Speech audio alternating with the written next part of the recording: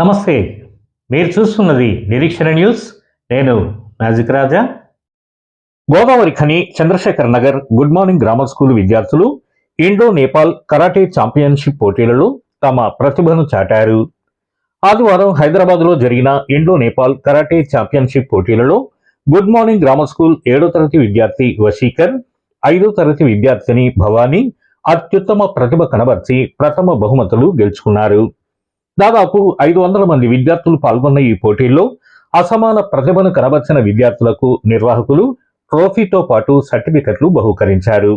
కాగా పాఠశాలలో జరిగిన ప్రత్యేక కార్యక్రమంలో పాఠశాల correspondent other Sunday Sammarao, principal Chandupatla Tirupati Reddy, director ఊర సమ్మిరెడ్డి, ఉపాధ్యాయులు వారిని అభినందించారు.